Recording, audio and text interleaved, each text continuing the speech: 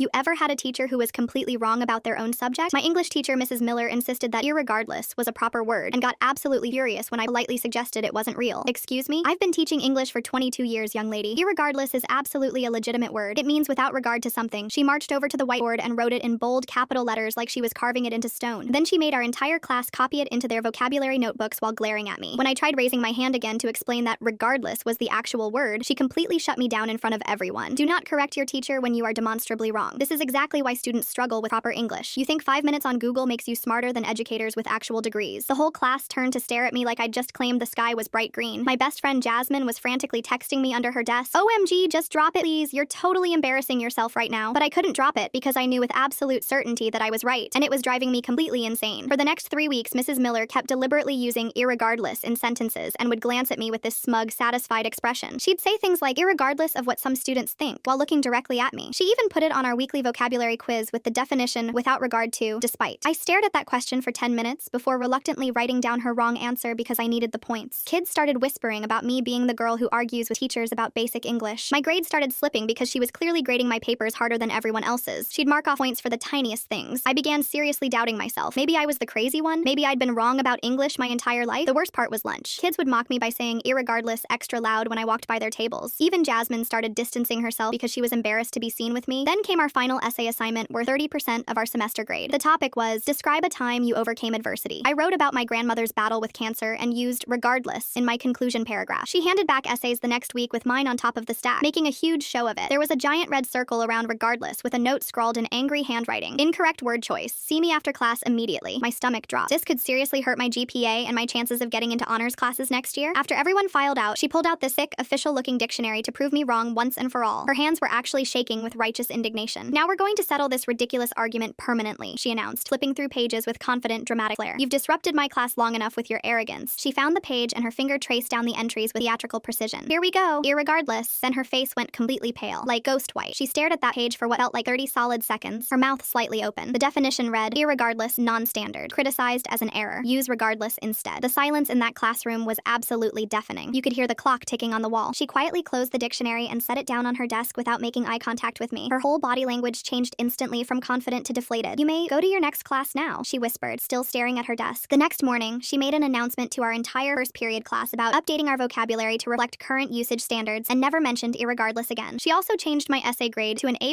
and gave me extra credit points that bumped my semester grade up a full letter. But the best part? Word spread fast about what happened. By lunch, kids were coming up to me apologizing for giving me grief. Jasmine felt so bad she bought me ice cream. Mrs. Miller was noticeably nicer to me for the rest of the year, and I swear she double-checked everything she wrote on the board after that.